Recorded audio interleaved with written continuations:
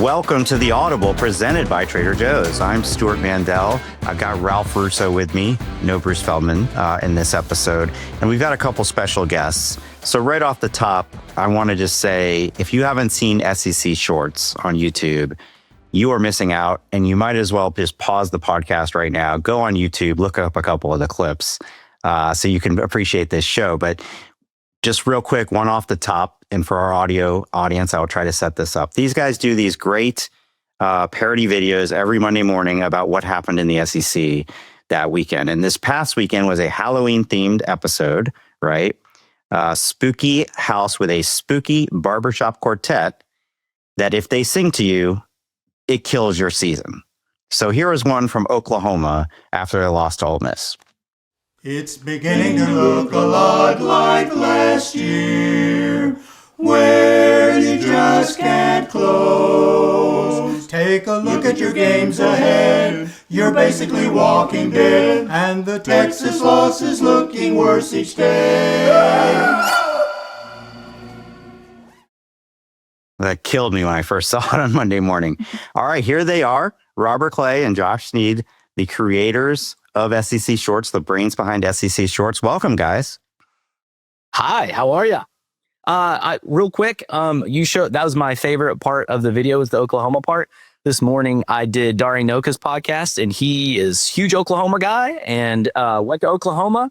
And he said, love the video. He did not bring up the Oklahoma part of it, though. So, well, we're going to have some fun for the South Carolina fans later, I believe.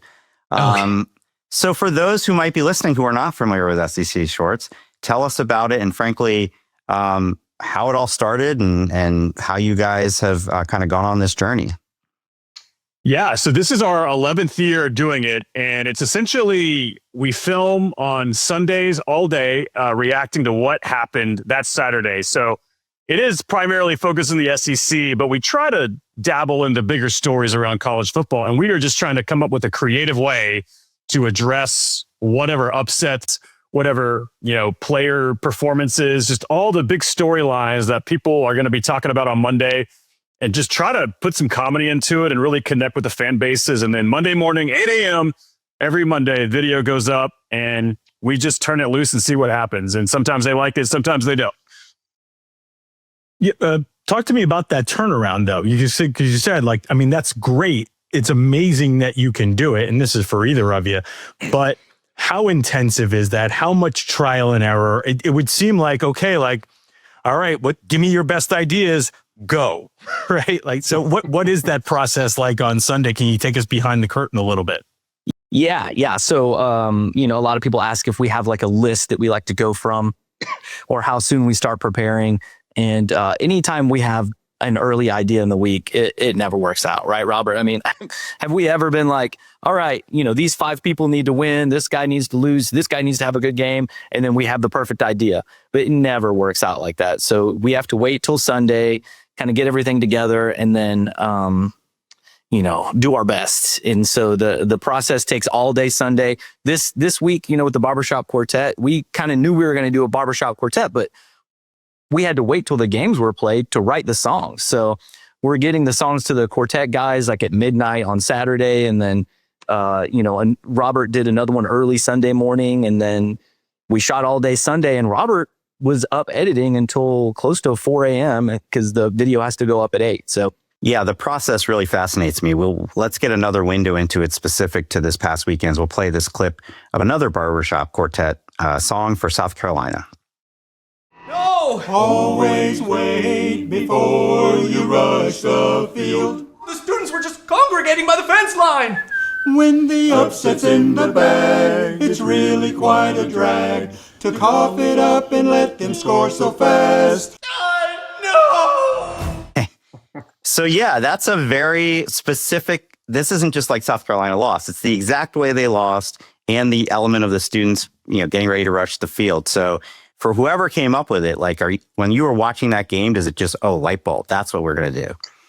Yeah, we were watching that one together, and we always try, because, if we're going to do it and bust our butts and make it in one day, we want people to know it. So we always try to do these things. It's like holding up a newspaper with the date, we actually watched the game. So we're always looking for the topical things. And when you saw the students just like flooding, it's like, oh, that's it, write it down. And so we're always looking for little ideas like that can really convey the fact that, yep, we watched it with you. And, that was the big talking point. So we'll put it in there. All right. I want to talk about your fandoms. You've got to beat SEC fans, but I'll be very honest. Like, I haven't read up, so I'm asking that very open-ended. I assume you're huge college football fans. I assume you're huge SEC fans, but give us the genesis of your fandom and your relationship to college football that clearly inspired all this. So I'm an Alabama fan, but like many Alabama fans, I did not go to Alabama. I went to Montevallo, which is basically a school where you major in jazz hands and improvisational dance work. So not a lot of college football talk around campus, actually. It's mostly focused on ultimate frisbee. So not a lot of college football, but I've always been an Alabama fan. So that's it for me. Yeah, and I'm a big Auburn guy. Like, all my family went to Auburn. I went to Auburn, and then the past 10 years have been very difficult for me. I've just been kind of wandering in the dark, waiting for us to hire somebody who's competent. But we still try. And it's when you're poking fun at your own team in times like this, it's almost like therapeutic, where it's like, all right, we're gonna make as many jokes as we can, because I feel like the teams that are either on the top side of the conference or the bottom side of the conference get most of the attention from us, because it's funny either way. Yeah, no, it is. Yeah. Oh, go ahead, Ralph. No, just to follow up. So then with the other actors and comedians involved, do they need to be SEC fans to get this?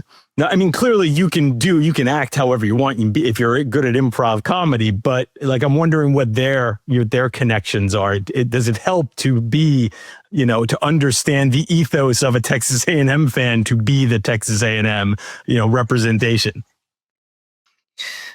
Yeah, I think it certainly helps, but it's not completely necessary. I mean, I don't know if Hannah and Chelsea really watch all the games every week. And sometimes we have to explain to them, this is how this fan base feels about this. And so you do a quick explanation of what's behind the line that they're saying. And then they get it. And, because they understand college football fans are insane. And so that's their base. And then you build upon that, oh, Missouri really hates Kansas and you have to act crazy. And then they're like, oh, okay, I get it. Yeah. Hannah has a couple of your most famous recurring characters. I actually am friends with a big Georgia fan who listens to this show, who got a picture, when Georgia finally won the national championship. I guess she was walking around as Hope. Mm-hmm. The Georgia fans have been so scared of Hope for so long. And then the woman is at the DMV, basically, right? Where the teams come to register their L's after they took a bad loss. And so when most of you play guy jersey of the team on that we're talking about, that team. She gets these characters that are more, she gets to rip on everybody, I guess is what I'm saying. And so do SEC fans in general, not, I realize we can't put them all, are they okay with the jokes? Because you have a lot of jokes. I mean, all of the jokes, frankly, are at the expense of some fan base. Yeah. Yes. I would say, in fact, I would almost argue that they get mad at us if we don't mention them or make fun of them. It's to the point now where just being included, I think, is really important to a lot of the fan bases. So this past week, and we've been hearing from Arkansas fans, why didn't you talk about us? We had the worst loss in the week. What's going on? They're a little upset with us right now. So I think they really do. Because we try and kind of thread that needle of poking fun, but commiserating with the fans. We don't want to just keep chugging dirt on them when they're already in the grave. That's been always our goal. And based on the reaction, I feel like more times than not, we achieve that. But sometimes some fan bases don't really connect with the jokes. But, with Hannah's characters in particular, I feel like she's the only trained actor among us. We're just two dudes that started making YouTube videos. She is an actual professional that does plays and theater and stuff. So she gets to do the heavy lifting while we're just like, what? Let's go. What do you mean? And so she's amazing. Okay, so I want to pull on that thread a little bit. Again, like she is the most established actor. Does she ever, as she's getting farther and farther involved in this project, has she ever sort of questioned you guys of guys, I'm trying to be serious here. I'm trying to be a professional in this job, and you guys are just messing around. Like, do you ever get that from her? Do you ever get like this? Is it this insane? Like, do you ever question the level of insanity? I know you say college football friends are crazy, but are they really this crazy? Like, I'm just interested in her relationship to all this. Yeah. I don't, no, she's really good about just kind of going along with it. Plus on set, like Robert and I aren't just like joking around, whatever, because of the time crunch, we're pretty serious about it the whole time. So when it's a big crew and a big cast, like we joke around and we have fun, but we're there to, get the job done in the small amount of time we have. So there's not a ton of just like kicking it around and like hanging out. So when she comes, we have a plan for her for what she's going to do and how long she's going to be there. And we kind of stick to that. And she's really cool about taking direction and making the parts her own and adding little things that we haven't even thought about. So, she's really great about that. Yeah, a lot of people ask, why don't we post blooper reels from the videos? And the real answer is we really don't have blooper reels. If you mess up your lines, everybody else is like, do it again, hurry. It's 9 p.m. at night. Like the longer it takes is the longer I'm going to have to be up editing. So it's fun in a way, but like it is a job and people come there to, I think if a regular fan came off the street and watched us shoot, they would probably be a little surprised at how serious it is, which is hilarious in hindsight to say, because we're literally putting a 44-year-old man in a cape and a crown and just like running him around. And it's like, guys, please, let's just take this serious. Be here. serious. Yeah. And when I'm not doing that, I'm still in the costume holding a boom pole or like moving lights around. So it's pretty serious most of the time.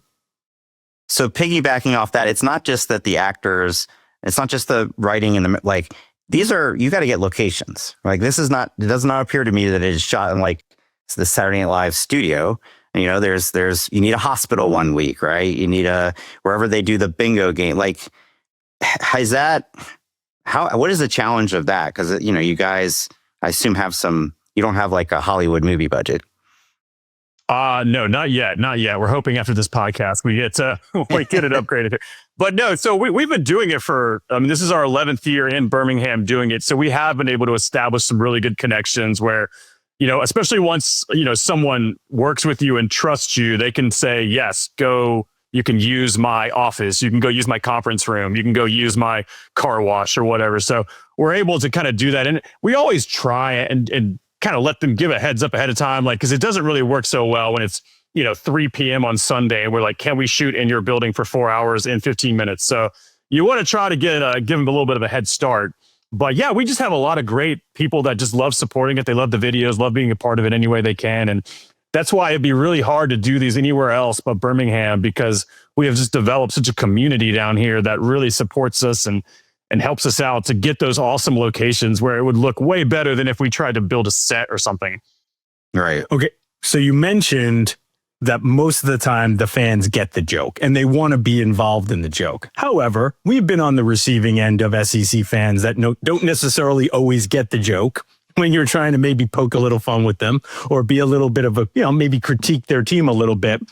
Do you remember any specific, like, oh, we heard from that fan base, maybe early on before they really got the jokes? Was there any ones that came back where you felt some of the blowback, even if it was just a small bit of blowback?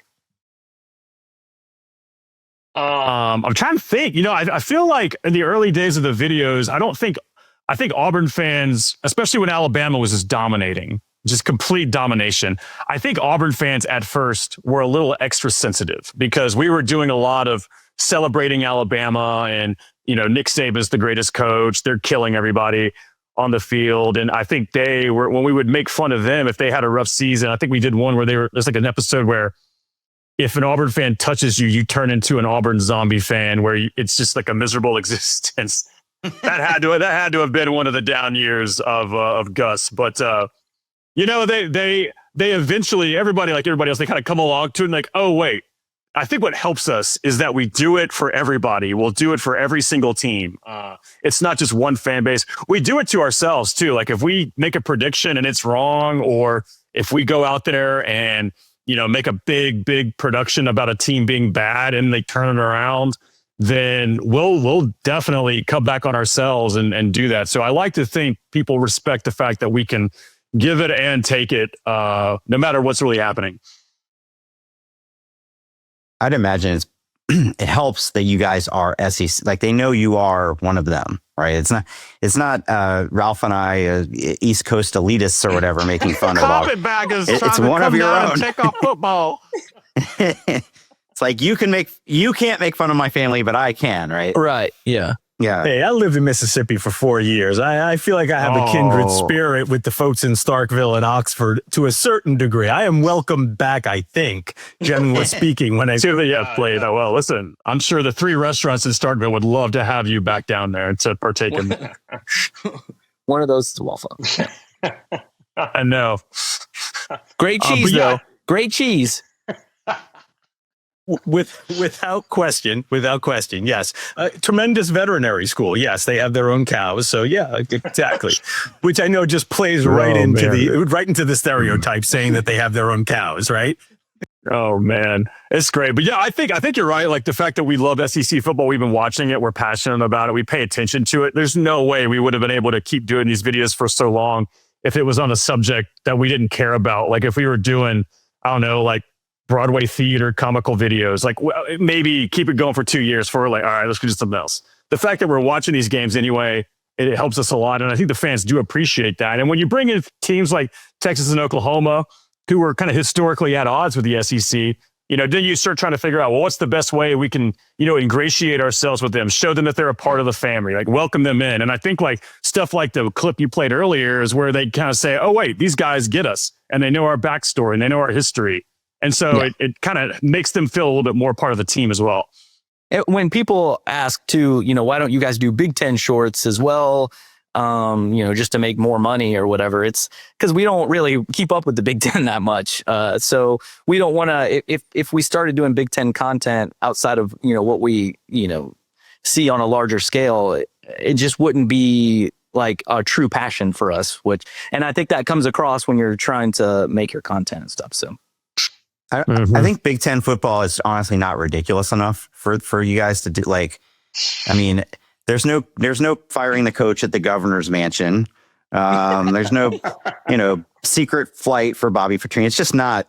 It's not absurd enough, I guess is what I'm saying. That's why when Michigan had that cheating scandal last year. I mean, it was just like we made a video just for that because it was hilarious. So I feel like when stuff does happen that makes national news, when they cheat so poorly, that we'll absolutely cover that and make some jokes about that because it is just a national story at that point. So we got to talk about Vanderbilt. Ralph was just at Vanderbilt actually for several days. They are the talk of college football right now. Mm-hmm. And Josh, you have created a character who has become kind of the mascot of the Vanderbilt Rise, and that is the Vanderbilt Pimp. I believe Matt has a clip of him as well. Hey, Vanderbilt! Congratulations, buddy!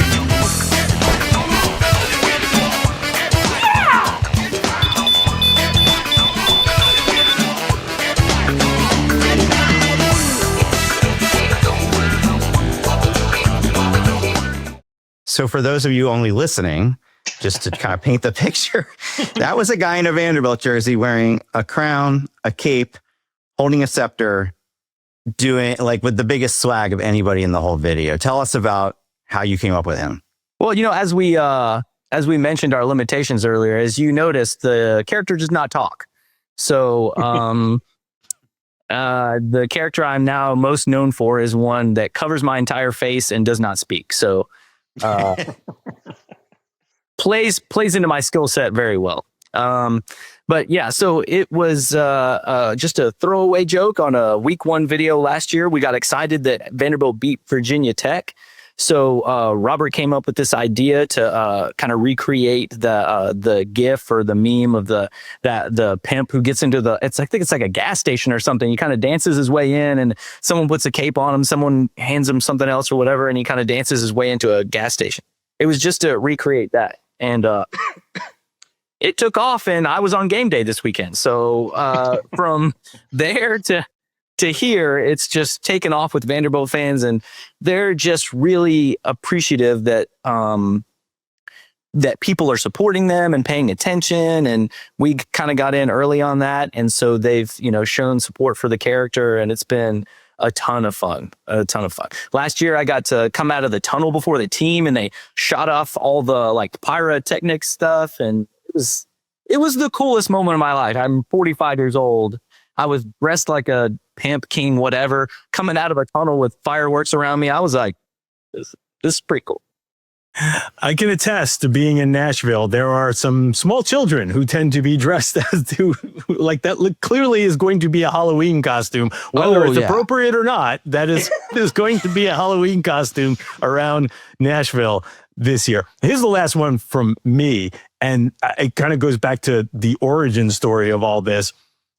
It's almost cliche to say, could you have ever imagined? But really, guys, like, how many years are we into this? Could you have ever thought that like this was going to be something? I don't know if it's quite a career, but this is a real well-established thing. I mean, this is like a part of college football now that people would miss.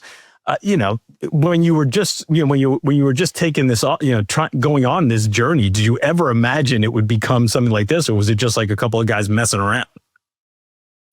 Yeah, no, we always joke around. The fact we started doing this is because we just wanted to be on TV. We would send these into the SEC Network Paul Feinbaum show, and we would just take pictures of ourselves on TV. And then the YouTube channel was just like an afterthought. That was just like how we got the videos to their producer. And then it just sort of gradually each year, you start realizing that people are like responding to the videos and they're sharing them and they're recognizing you in public. And it's becomes a very weird sensation where the first time somebody recognized Josh, I was like, why did you pay that guy to come up and talk to you? That's so like, I just didn't believe it. It blew my mind. I'm like, so you didn't go to school with him. You don't know him from like a past job. It was just some random guy. It's just like the videos. And so, no, I think absolutely. We never predicted this in a million years. And honestly, it's every day. I mean, even the game day thing where Josh gets to go on there, we get to walk around and see all the fans and interact with them. You still don't really believe it. And we're just kind of flying by the seat of our pants, trying to do the best we can and keep it going and keep people engaged and laughing. If Feinbaum does go into politics, as he has suggested, I assume they would just replace his show with yours. Like it would become the SEC Shorts would become the new 4 hours of SEC Shorts would be the new Feinbaum. No, I don't know. SEC Shorts live. That would be it. It's the next. Imagine. I can just show your face. It's just like SEC Shorts live, and like a quick pain shot through my heart. It's like, all right, we have 3 minutes of a 4-hour show figured out. What is the next stuff we're going to do? Well, tell everybody, I assume we've hopefully converted a few new fans for you today. Tell us where they can find all your work. Yeah, just Google SEC Shorts. We're on YouTube, Twitter, Instagram, Facebook. We have our website if that's more your style. But yeah, every Monday morning, 8 a.m., a new video will pop up. So, hey, if you didn't like this week's one, just come on back the next week. It'll be totally different. You never know. You might like it. Or if your rival had a terrible loss or barely beat Mississippi State, then hey, come on down and check out the video because we'll be making fun of them for sure. That's 24 Mississippi State. We got to lay off Mississippi State. Also, I want to make it clear to everyone that we don't always dress alike. This was an accident. We have different clothes. We both have different clothes. And the funny thing is, clearly you wore it to get the logo out there, but it's actually cut off for both of you on the Zoom shots. I mean, well, I'll get rid of that. I'll get rid of my head. There we go. There we go. All right, Josh and Robert. We'll take your word on it that you don't always dress alike, but we'll see. We'll seersucker suit tomorrow, Josh, right? We're all journalists here. We're going to do a little reporting to see if it's factual or not. I love it. Josh and Robert, thanks so much for coming on. This was fun. Thanks so much Hey, for having us. That's awesome. Appreciate it, guys. And y'all keep up the good work, too. We love your stuff. Thank you. Okay, after agreeing that we were both, really, Stu, Brian Kelly'd out, and we had decided that, well, you know what, we're going to avoid that topic for at least, 40 minutes. Well, Stu, we can't avoid it. Just as we were about to close up shop on this episode, a little more news about Brian Kelly, about LSU, and about the future coach of LSU, Stu. You want to update the folks? Yeah, so apparently the governor of Louisiana, Jeff Landry, was at a press conference sometime on Wednesday and said at a press conference that LSU AD Scott Woodward will not be hiring LSU's next football coach. It will be LSU's Board of Supervisors. You and Bruce had suggested maybe Scott Woodward will not be the guy to be making that decision. To be clear, Scott Woodward has not been fired. It just seems like he will not be allowed to make the next football coaching hire by the governor, who then went on to say, I would let POTUS pick the next LSU football coach before I would let Scott Woodward pick him. Guys, it's like I just said to those SEC Shorts guys, like the craziness of this conference and that school. I think we have our next SEC short, by the way. It is true. Those right? guys had just left us when this broke. Sometimes the jokes write themselves in the SEC. I will say that. Like, there is no better conference to do comedy skits off of than the SEC. And man, this one writes itself. And it's also, brace for impact down in Baton Rouge. Like, what does a coaching search look like when the Board of Supervisors is involved? Man, there is nothing like SEC football, and there is really nothing like LSU when it comes to the convergence of state politics and football. Maybe in Austin it's somewhat similar because that's also the capital, but man, I just don't know if there's any place in the country where those two things intersect quite like LSU. And also we should note that I don't know how many, but at least several of the board members were appointed by the governor. So let's just call it for what it is. The governor is going to hire the next LSU football coach. I don't know if he's going to work with a search firm. I don't know if Jimmy Sexton's going to be visiting the mansion sometime soon. But, good luck. Good luck with all that. All right, let's pivot to our regularly scheduled breakout players. I'll start with Bruce's because Bruce is, as we say, on assignment today.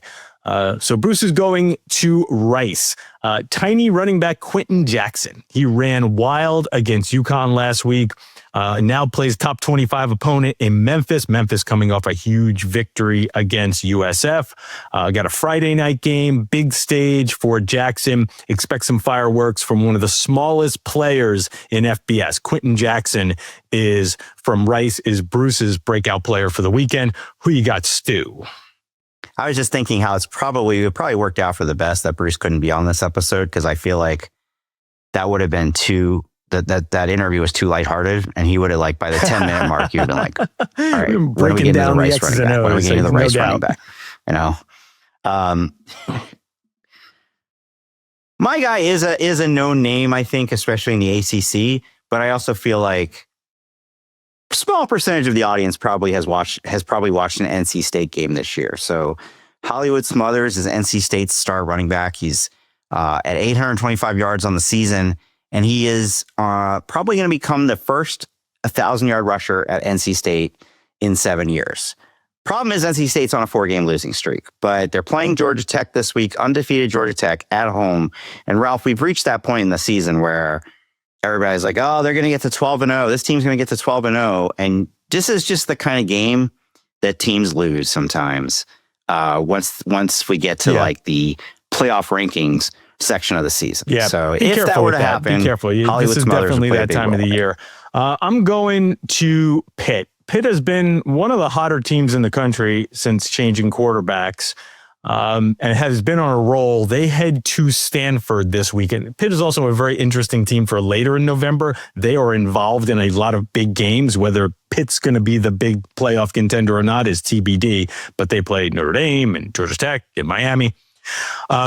Des Reed's a terrific running back for Pitt. He is banged up. He's been banged up quite a bit this season. I wonder if they're going to maybe be very careful with Des Reed and lean on freshman Jakiron Turner, who's played pretty well in Reed's absence. Not quite Des Reed as a player, but he's averaged 4 yards of carry and he's got 6 touchdowns. And I wouldn't be surprised against Stanford if they tried to protect Reed and leaned on Turner to be the primary ball carrier in the run game against a struggling Stanford defense.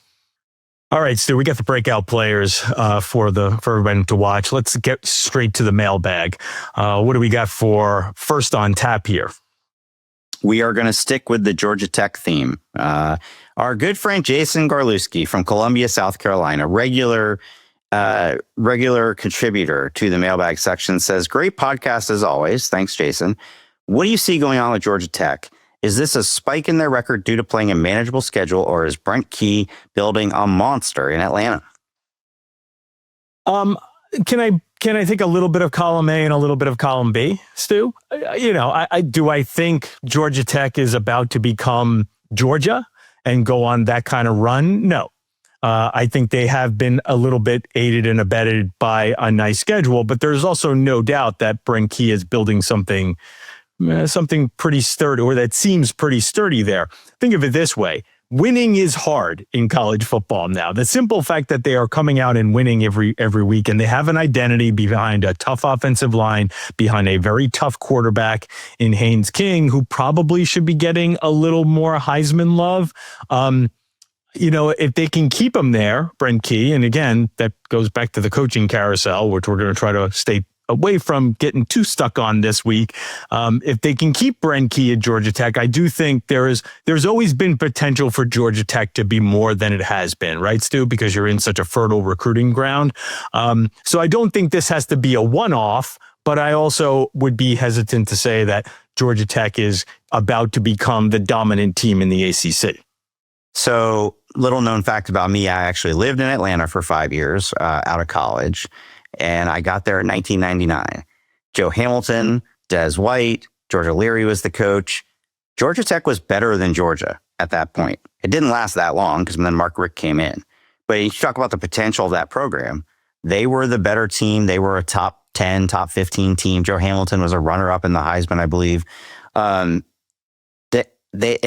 by the way, have you ever been to a game at Bobby Dodd Stadium? I used to, every year they would play a Thursday night game. We would go to that. It's a great atmosphere. So I think that program does have that kind of potential. I do think when you look back at, okay, how did they get to this point, right? Well, the big breakthrough win was over a Clemson team that is now 3-4. Overtime win at Wake. Virginia Tech's bad. I think their best win was at Duke, frankly. So are they gonna? That's why I wasn't joking. This could be a where the undefeated record goes down this week. They've also got Pitt later in the season, and of course Georgia. I think they're very good, and I think to your point about Haynes King, if you were to put Haynes King and Diego Pavia next to each other in terms of production and importance to the team, no uniforms, and most importantly, no logo patch, you might say it's Haynes King. But he doesn't play in the SEC. He plays in the ACC. He's not on the big ABC game every week. So I think that's the main reason he's getting overlooked. All right, we were going to take a quick break, and then we've got a couple more questions to answer. All right, let's finish up this mailbag. Next question comes from, Pittsburgh, PA. We already talked a little bit about the Panthers. Steve Kaufman from Pittsburgh has this. Will any coaches bail on teams still in the mix? Do you think that any head coaches or coordinators will depart their current team when their team is still in the mix for a playoff spot before the end of the season to take a higher paying job or a more desirable job now that so many big coaching vacancies exist? That seems to be like a terrible betrayal of the current team. But then again, this is college football. Are we heading in that direction? What do you think, Stu? I mean, we saw a little bit, something remotely close to this a few years ago when Brian Kelly left for Notre Dame. Notre Dame was done playing, but they still had a very outside shot to get in the playoff. Do you think we'll finally actually see someone say, nah, I'm out of here, even if you guys got playoff games to play? So I guess if this was going to happen, right, he's saying in that week between Thanksgiving weekend and championship weekend, like the team has a chance to go to the playoff, but they got to wait till after the conference championship game to know for sure. And in that week in between, the coach says, I'm out of here, which I guess Brian Kelly would have done when he got the LSU job, right? If there had been more than 4 spots. I can see a coordinator taking a job for sure. And we've seen that in the past, right? I mean, there have been coordinators who took jobs at other schools and stayed for the playoff run. And I think everybody would be fine with that, right? Head coach of a team that's going to the playoff, leaving before the playoff, I cannot imagine somebody doing that. I really can't. It could come up with Lane Kiffin. If Florida or LSU, if he really is their guy, are they really going to wait to find out how far Ole Miss goes in the playoff before filling their job? Right. That's what I would say, as Steve. You do have a fairly well-established tradition, if you want to call it that, in college football, of coordinator gets a head coaching job and then does 2 jobs for a month, right? Dan Mullen was the first one that popped to my head when he was still the offensive coordinator at Florida and got the head coaching job at Mississippi State, and he did 2 jobs. But that's pretty common. You know who just did this? Sark. He, I believe, got the Texas job the week in between the semifinal and the final for Alabama, right? Right. Yeah, it can be done. I think the bigger issue or the bigger question becomes, and we've talked about a little bit on this show, is the idea of not necessarily taking the job and leaving the team. Is it possible for a head coach to take another job and stay with the team? That seems impossible to me. I don't think we're heading toward that, but we may find out if we are living in that world. Again, that doesn't seem likely, but as you said, Steve, man, it's college football, so I would never sell anything as impossible, as absurd as that sounds. I think the only one where that could happen is at the Group of 5 team. Like if Memphis gets the playoff spot and Ryan Silverfield takes the Florida job and says, yeah, I'm going to be going to Florida, but we're going to finish the job here. Would Memphis fans really kick him out of the room? Wow. I just don't know if you can do that. Boy, that's wild. But again, as crazy as that sounds, I am not writing it. I'm not calling it impossible. I'm not writing Scott Frost it off. did that. It wasn't a playoff game, but he got the Nebraska job and then coached UCF in the Peach Bowl against Auburn. But again, there was not a champ. Well, according to their AD, there was a championship on the line, but officially they were not playing for a national championship. You know who else did that way back when? Brian Kelly. Didn't Brian Kelly stay at Cincinnati after taking the Notre Dame job and coach out that bowl game? Am I getting that wrong? I don't probably possibly. Yeah. When you said that, what I remembered was that he got the Cincinnati. He was at Central Michigan. He got the Cincinnati job and then coached them in their bowl game. That's maybe what I remember. Okay, yeah. I'm sorry. So thank you for correcting me. I knew he was involved in something a little odd in one of his job changes. There have been other coaches that did what you're talking about. All right, Christian Martin. Oh, this could be your neighbor, Ralph. Christian Martin in Brooklyn. Maybe. On October 23rd, The Athletic published an excellent article about freshmen and redshirt freshman All-Americans. Here's my question. Would that freshman team win the national title? So this is the all athletics midseason all freshman team. Would that freshman team win the national title or even a conference title in the Big Ten or SEC if it was a standalone entity? How would it fare against more senior rosters? Could that team beat the Ohio State, Alabama, and Michigans of the world? So I highly doubt it. I mean, if you want to take this very literally, even if you built out a full roster of highly regarded freshmen, you'd still be dealing with inexperienced players and a lack of depth. I think as good and as talented as those players are, and I think it speaks to why we talk about that this term, the world is flattening in college football and parity and blah, blah, blah, blah, blah. Part of the reason for that is because even the schools that get the most talented freshmen would rather not play them for a year or two.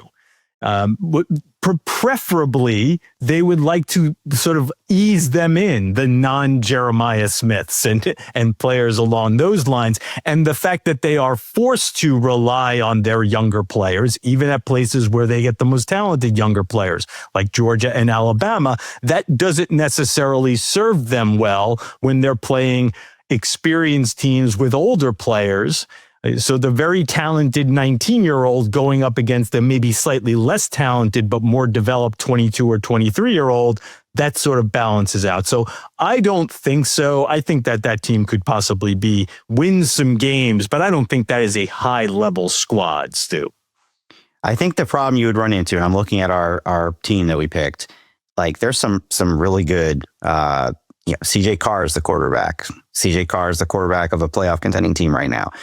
Bo Jackson from Ohio State is one of the running backs. Malachi Toney from Miami is one of the receivers. So these are really good players that it doesn't matter if they're freshmen. I think your problem would be offensive line. And nothing against these people that we selected, but like generally speaking, like I used to vote on All-American teams. I don't anymore. And you would basically just look for freshmen who have started. That was the only criteria. It didn't even matter how good they were. Like, oh, this guy was good enough to start as a true freshman at left tackle. He must be an All-American. I think maybe on the defensive line too, but I think just physically, if you put an offensive line out of all 18-year-olds, I think that would be where it would go downhill. Yeah, I can totally agree. Like, because you also have to remember, like, exactly, without even having the list in front of me, some of those guys are getting on there simply because they are productive and they are freshmen. And there's just not a lot of productive freshmen around the country. So you don't even have to be a great player. Sometimes you could just be a pretty good player and become a freshman All-American. Christian, by the way, brought up a historical thing that I was not aware of, that there used to be the college All-Americans used to play NFL teams as a scrimmage to benefit charity. It was called the Chicago Charities College All-Star Game. It was discontinued in 1976. The college All-Stars always got rolled. Yeah. So this question is rooted in a long ago tradition. Were you aware of that? So I'm familiar. I'm too old. I'm too young to remember the actual game. I was 6 years old when it was discontinued, but I do remember it. Like I remember reading about that. Like that was a thing, right? The college all-stars would play an NFL team and again, often get crushed. Listen, this is also right. This is to a certain degree rooted in, could Alabama beat the Browns or beat whatever terrible, really horrible NFL team? Could Ohio State beat the Jets this year? And the answer to that is a resounding absolutely not. Absolutely not. Don't be ridiculous, right? Any NFL team would decimate any college team, even going back to the really good Alabama teams of a couple of years ago. Again, a lot of it having to do with simply development, right? And being a team of 26-year-old and 29 and 30-year-old men against a team of 19, 20, 22-year-old kids. Well, and it comes down to, as I always say to people, right? Like let's say, is Ohio State the best team in the country this season? We don't know for sure, but let's say they are. That team, the best team in the country, has 20, 25 future NFL players on the team at most. The Cleveland Browns have 55 NFL players on their team. They have all NFL. You know? That's right. They're all NFL players. So that's what it comes down to. Tough choice this week on the $12 Trader Joe's gift card.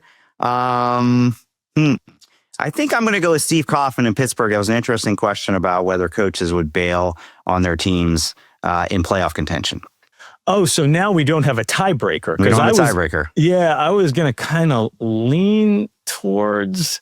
So what do we do? Well, Matt will then? be our tiebreaker if you're okay. There we go, Matt. Because I kind of like that freshman All-American question. I thought that was a unique way to get into a broader discussion. So, all right, Matt, it's all on you. You're going to make someone's day here by by picking who should get the $12 Trader Joe gift card. All right, guys. I think it's got to be Steve from Pittsburgh. Nice. Okay. I thought that was a good conversation. Yeah. Fair enough. All Steve. Right. Steve, congratulations. Send your mailing address to theaudiblepod@gmail.com. And you can send your email questions to theaudiblepod@gmail.com as well. We will be back Sunday morning for our weekly live recap show at 11:30 a.m. Eastern, 8:30 a.m. Pacific on YouTube. Go to our channel at Audible Show on YouTube. We'll see you next time.